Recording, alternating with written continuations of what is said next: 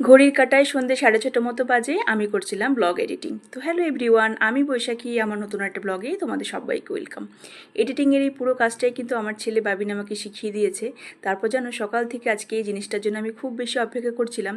এসেছে আমার পছন্দের দুটো কার্টেনের সেট। অনেক দিন ধরে উইশ লিস্টে ছিল, এই 15th অগস্টের সেলে আমি ভীষণ কম প্রাইসে এটা পেয়ে গেছি। আর কি ছাড়া যায় বলো, তাই নিয়ে নিয়েছি। এত ভালো কোয়ালিটি এসছে তোমাদের কি বলবো। এটা আমি আমার ডাইনিংয়ের জন্যই নিয়েছি, খুব পছন্দ হয়েছে জানো তো। পার্থক্যও জিজ্ঞেস করছিলাম যে কেমন হয়েছে, ও বললো হ্যাঁ কোয়ালিটিটা খুব ভালো এসছে, তোমার পছন্দ খুব সুন্দর। আমি তো জানি আমার পছন্দ খুব সুন্দর, তবু ওর মুখ থেকে শুনতে কিন্তু বেশ ভালোই লাগে। ডিনারে আজকে ছেলের বাবার কারোরই না, আমার নিজের পছন্দের করেছিলাম পাস্তা। আজ সন্ধ্যাবেলা থেকে জানো তো খুব পাস্তা খাওয়ার জন্য ক্রেভিং হচ্ছিল। ঘরে মাশরুম চিকেন কিছুই কিন্তু অ্যাভেলেবেল ছিল না, তাই একদম সিম্পলি হোয়াইট সস পাস্তাটা নামিয়েছি। আমার মতো তোমরা কে কে আছো বলো তো, এরকমভাবে যদি ক্রেভিং হয় তখন যা থাকে সেটা দিয়ে নামানোর চেষ্টা করি।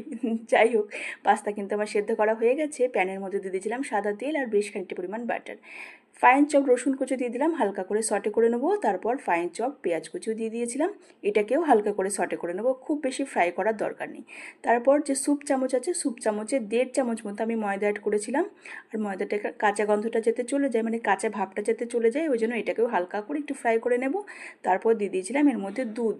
আচ্ছা, এখানে কথা একটা আমি বলে রাখি, ধরো পাস্তা করতে করতে তোমাদের মনে হলো যে জিনিসটা খুব বেশি ড্রাই হয়ে যাচ্ছে, যেমন আমি নিজে একটুখানি ক্রিমি পাস্তা বেশি পছন্দ করি। সেক্ষেত্রে যদি আমার করতে করতে মনে হয় যে পাস্তাটা করতে গিয়ে একটু ড্রাই লাগছে, তোমরা কিন্তু দুধটা অ্যাড করতে পারো তারপরেও।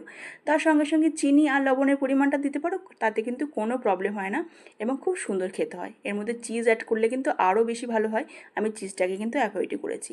দেখো পাস্তাগুলো আমি অ্যাড করে দিলাম, দিয়েছিলাম ব্ল্যাক পেপার আর দিয়েছিলাম একটুখানি অরিগ্যানো, কারণ বাবিন অরিগ্যানোর গন্ধটা খুব একটা বেশি পছন্দ করে না, তাই একদম অল্প পরিমাণ দিয়েছিলাম।